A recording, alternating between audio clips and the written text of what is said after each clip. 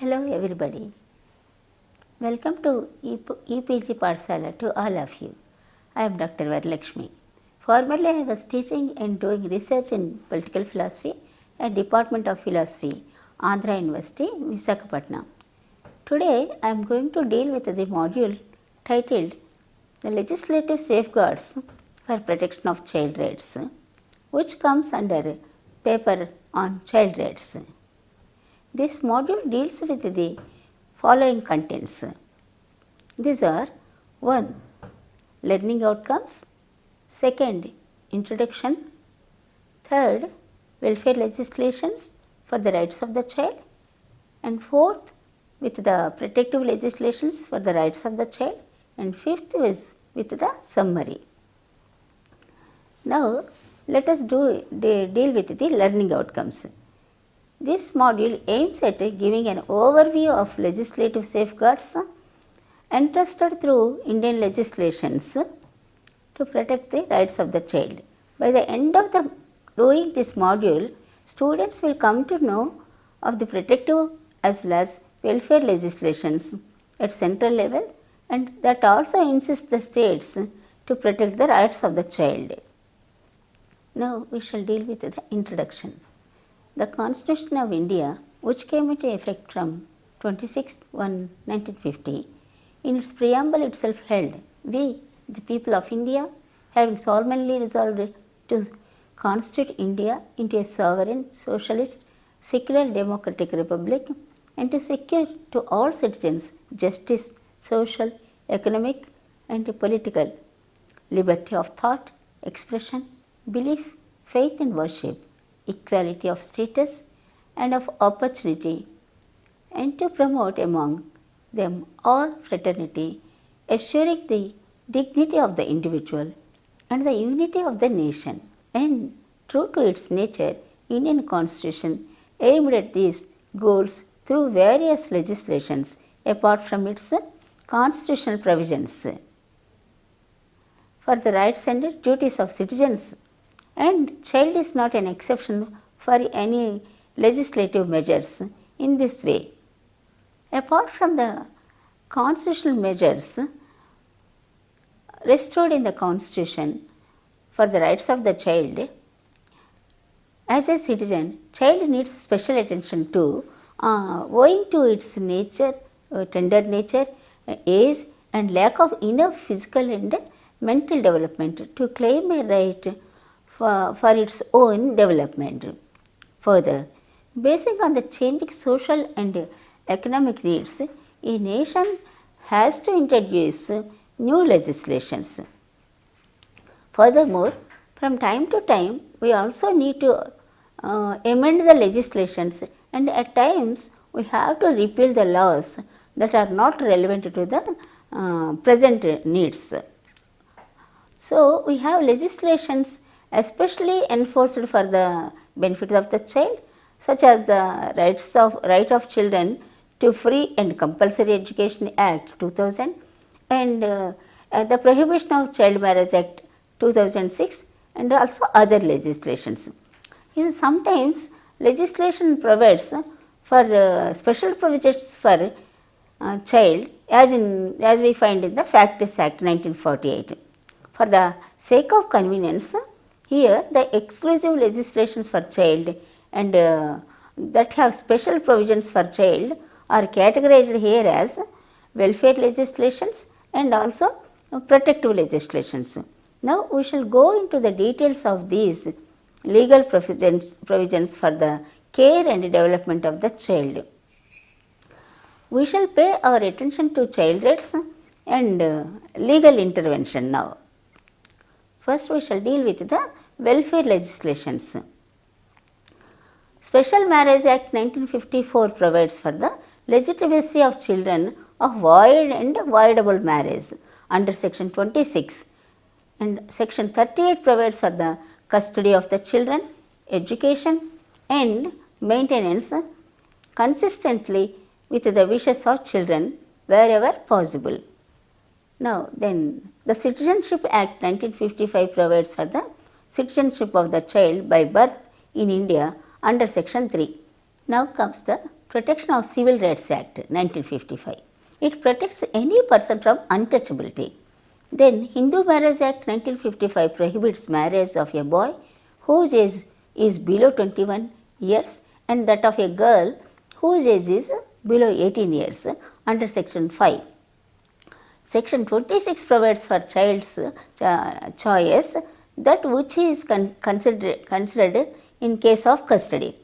And comes Hindu Adoption and Maintenance Act 1956, which provides for the maintenance of legitimate or illegitimate children by parent under section 20. It defines minor as one who is below 18 years of age. Section 2 defines who are considered as Hindus under this act. Section 9 of the act gives the details of persons capable of giving adoption. As per section 8, a married man, a widow, a widower, a single woman or a divorced or a deserted woman has the capacity to adopt if they are Hindus. Then comes the Hindu Minority and Guardianship Act 1956. It states that the welfare of the minor is paramount consideration under section 13, and under section 6A, natural guardian in case of a boy or unmarried girl is the father, and in case of an illegitimate boy or illegitimate unmarried girl, the mother is the natural guardian. So, B deals with the this is dealt by B. Section 13(2) of the Act states that no person shall be entitled for guardianship of the child if his or her guardianship is not meant for the welfare of the minor. Suppression of Immoral Traffic in Women and Girls Act 1956 protects the girl child from trafficking. The Young Persons Harmful Publication Act 1956 prohibits publication of harmful material to the young minds. Then comes the Probation of Offenders Act 1958, which provides for the release of offenders on probation under section 6 of the Act. It also provides under section 13 for probation officers to supervise the probationers in the state governments. The Orphanages and Other Charitable Homes Act 1950 provides for the control of the state over orphanages under section 13. Under this act, the child is defined as one who has not completed his 18 years. The Registration of Births and Deaths Act 1969 makes the child to be registered under section 8. Further, this act provides for the appointment of a registrar for each local area by the state government for the purpose of registration. Also for registration of a newborn child found deserted in public place by the headman or other corresponding officer of that particular local area. Now then comes this act called Medical Termination of Pregnancy Act 1971. This act insists on the consent of a woman to carry out any abortion. It also states that all abortions operated after 20 weeks are illegal.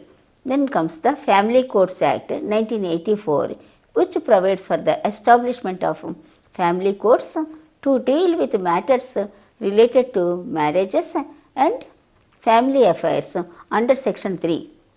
Then comes the act called Infant Milk Substitutes Feeding Bottles and Infant Foods Act 1992, which provides for the standards for such substitute for food and for infant milk under the Prevention of Food Adulteration Act 1954, and also for appointment of food inspector. Section 12 of this act ascertains power to inspect any place of food or to seize that food that is unfit for human consumption, and also empowers the inspector to exercise the powers of a police officer under section 42 of the Code of Criminal Procedure 1973 2 of 1974. Then we shall deal with another act called the Protection of Human Rights Act, which provides for the constitution of a National Human Rights Commission or State Human Rights Commission. Infants and minors are included as subjects covered and also subjects related to adoption in this Act. Section 37 of this Act provides for constitution of special investigation teams in case of violation of human rights. Then we shall deal with the prenatal diagnostic technique, regulations and prevention of misuse Act 1994. This provides for the regulation of the use of prenatal diagnostic technique for the purpose of detecting genetic or metabolic disorder or chromosomal abnormalities or certain congenital malformation or sex linked disorders. This prevents thus the misuse of this technique for the purpose of prenatal determination, which that leads to female feticide. Then we shall deal with the right of children to free and compulsory education, RTE Act 2009. The Constitution in its 86th Amendment Act 2002 inserted Article 21A in the Constitution of India to provide free and compulsory education of all children in the age group of 6 to 14 years as a fundamental right in such a manner as the state may by law determines. Compulsory education casts an obligation on the appropriate government and local authorities to provide and ensure admission, attendance and completion of elementary education by all children in the age group of 6 to 14 years. This Act deals with such as topics as pupil-teacher ratio, buildings, infrastructure and school working days and also teacher working hours. It also insists for appointment of teachers with the requisite entry and academic qualifications. Then we shall deal with the second type of category of legislations, protective legislations. The Factory Act 1948 prohibits employment of children and young persons with dangerous machines unless they have been fully instructed of the dangers and precautions in connection with the machine. It defines child as a person who has not completed his 15th year of age. Section 2D defines young person as a person who is either a child or an adolescent.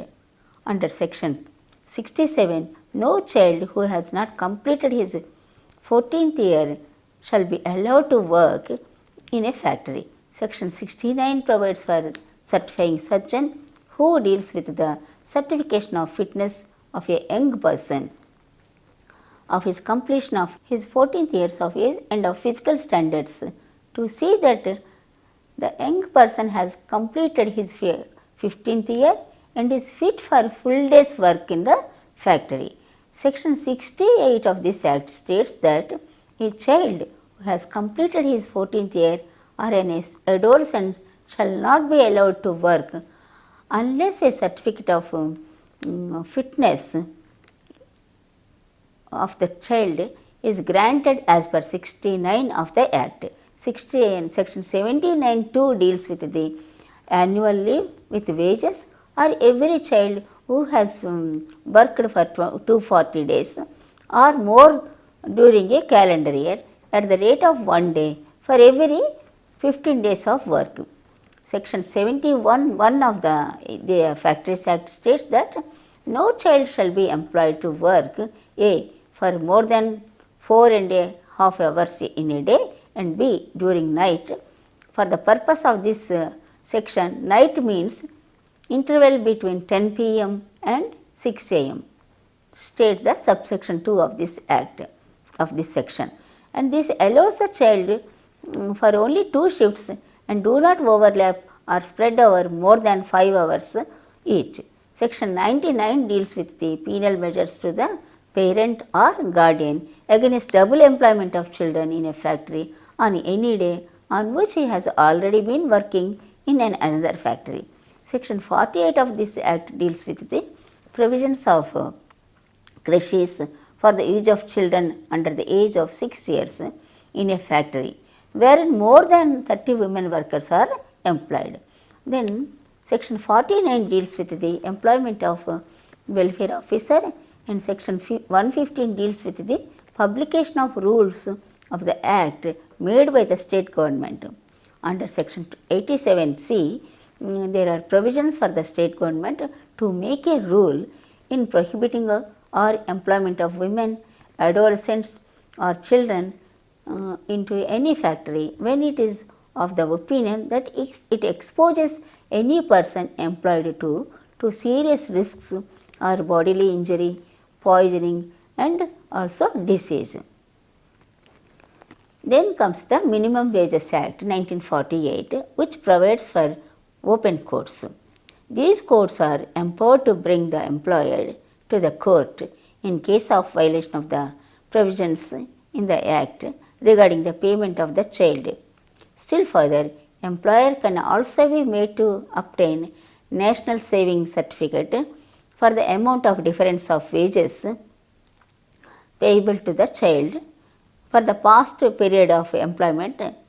Then comes another act called the Plantation Labour Act 1951. This prohibits employment of children less than 14 years. However, the Mines Act 1952 prohibits the children to work and are less than 18 years. Merchant Shipping Act 1958 prohibits the child below the age of 14 years to work in any ship unless it is school training ship or a ship in which all persons employed belong to a family. The Apprentice Act 1961 prohibits the child below the age of 14 years. There is another act called the Motor Transport Workers Act 1961, which prohibits children below the age of 15 years from work.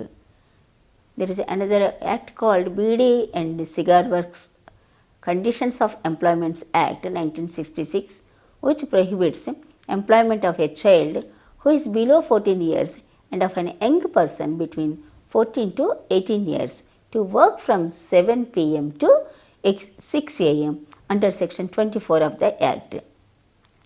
Further, Shops and Commercial Establishments Act 1969 defines minimum age for the child to enter shops at 14 years. The Bonded Labour System Abolition Act 1976 deals with the penal measures of 3 years imprisonment and rupees 2000 for anyone advancing bonded debt under section 17. Section 18 deals with the penal measures of 3 years imprisonment and rupees 2000 for anyone extending bonded labour. The Child Labour Prohibition and Regulation Act 1986 prohibits children below the age of 14 years to work in any occupation as per section 3 of the Act. Section 5 provides for the appointment of Child Labour Technical Advisory Committee by central government to process the schedule of the Act. Under section 7(4) of the Act, no child is allowed to work between 7 p.m. and 8 a.m. Section 14 deals with the penal measures to employer that amounts for imprisonment for 3 months that may be extendable per 1 year or a fine by less than 10,000 rupees or both. Then comes the Prohibition of Child Marriage Act 2006. Child marriage is an offence under this law. To make a child to go through a marriage is an offence. Child or minor is a person up to 18 years in case of girls and 21 years in case of boys. Courts can issue injunction order, injunctions prohibiting solemnization of child marriages under section 13 of this PCMA 2006. Offences under this Act are cognizable and non-bailable according to the section 15 PCMA 2006. Child marriage is an offence punishable with a rigorous imprisonment which may extend to 2 years or with fine up to rupees 1 lakh or both. Courts can issue injunctions prohibiting solemnization of marriages under section 13 of this Act. offences under this Act are cognizable and bailable under Section 15 of this Act. Child marriage prohibition officers, CMPOs, are to be appointed in every state to prevent these child marriages and to ensure protection of the victims as well as the prosecution of the offenders. Then comes another act, very important act called the Juvenile Justice Care and Protection of Children Act 2015. This act has come into force and repealed the earlier Juvenile Justice Care and Protection of Children Act 2000. The Juvenile Justice Care and Protection of Children Act 2000 provides for many provisions, important provisions, for children who are in conflict with law. Some of the key provisions came to change in nomenclature of juvenile child or child in conflict with the law, and to remove the negative connotations associated with the word juvenile. This act provides for powers, functions and responsibilities of Juvenile Justice Board JJB and also for Child Welfare Committees CWC. Also provides for special provisions for heinous offences committed by children above the age of 16 years. A new chapter on adoption also there in this act, which provides to streamline the adoption of an orphan and also an abandoned and surrendered children, and also inclusion of new offences committed against children. This act provides for mandatory registration of child care institutions. Further, under Section 15, special provisions have been made to tackle child offenders committing heinous offences in the age group of 16 to 18 years. The Juvenile Justice Board is given the option to transfer cases of heinous offences by school children to a children court or a court of session after conducting preliminary assessment. The provisions provide for placing children in a place of safety both during and after the trial till they attain the age of 21 years, after which an evaluation of the child shall be conducted by the children court. After the evaluation, the child is either released on probation and if the child is not reformed, then the child will be sent to a jail for the remaining term. The law will act as a deterrent for child offenders committing heinous offences such as rape and murder and will protect the rights of the victim. Further, this act aims to streamline adoption procedures for orphan, abandoned and surrendered children.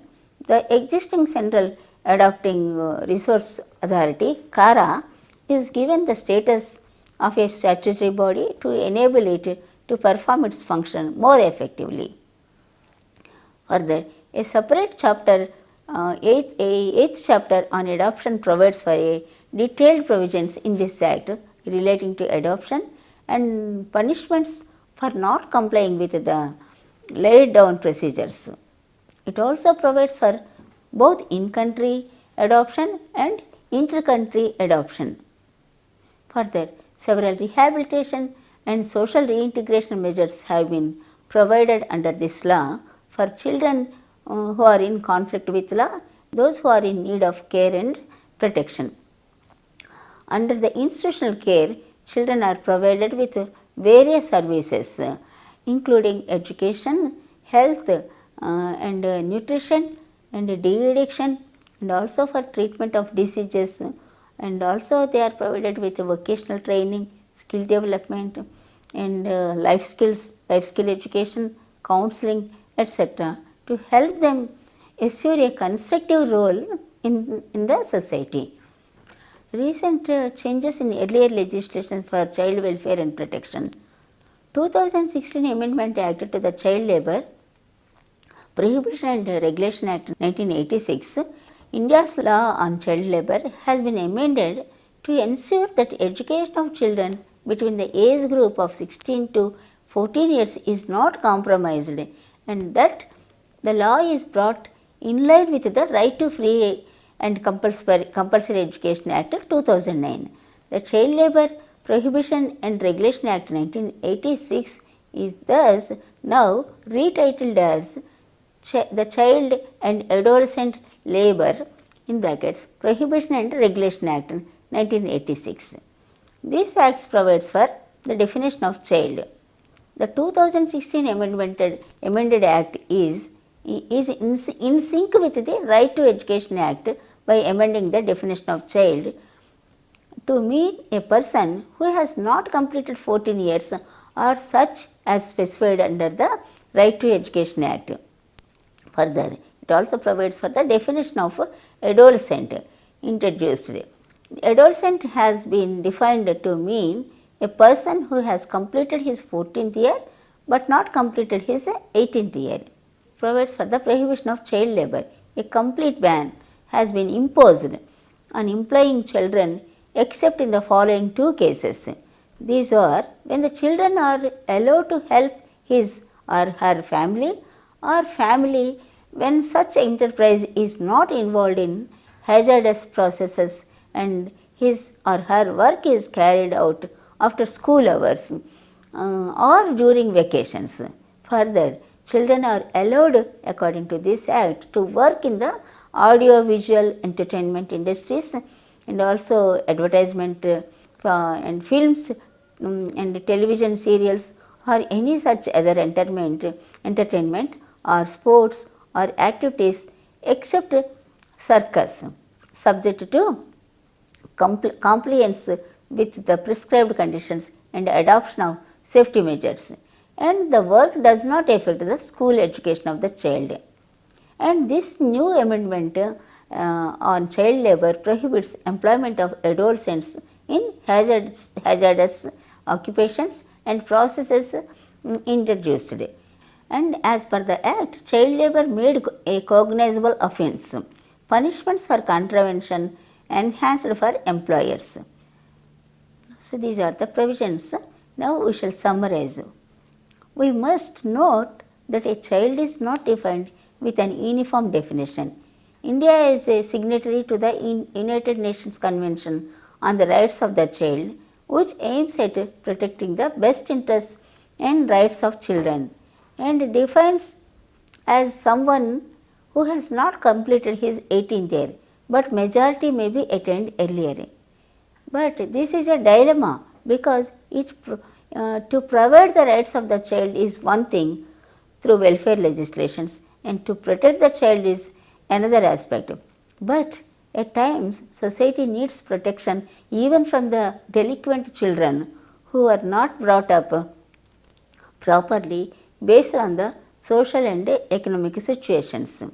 Added to these reasons, we find today even a healthy and a normal child gets influenced by peer groups and print and electronic media that affect the adolescent minds, which are very vulnerable to get affected easily. Thus, Juvenile Justice Act, Care and Protection Act 2015 came in force with its wider provisions for a reintegration and rehabilitation by reenacting the earlier legislation, the Juvenile Justice Care and Protection Act 2000. But for recently, nation witnessed a 16-year-old boy involved in the Delhi gang rape case, and public demanded a deterrent punishment to him along with the adults who are accused. We have legislations to prohibit child labour, but implementation needs public sensitivity and also poverty elimination steps. Positively speaking, in India there are many protective legislations and also welfare legislations for child's comprehensive development. But the existing legal safeguards and amended laws alone would not suffice for the welfare and the development of the child. Hence, not only uniform definition but also adequate measures to protect children from becoming delinquents are essential. A child needs to grow in a healthy environment. A society which allows an adult to have whatever he wants, liquor and all sorts of negative entertainments, but asks the child to keep his eyes shut, cannot be called a developing society. To get good results out of all the objectives of all these legislations and to bring up good children as tomorrow's good citizenry, we need a holistic and a conscious approach. Parents, civil society, lawmakers, lawyers, teachers, police, all service centers and even children, we are all stakeholders to join to provide and to protect our children. Thank you.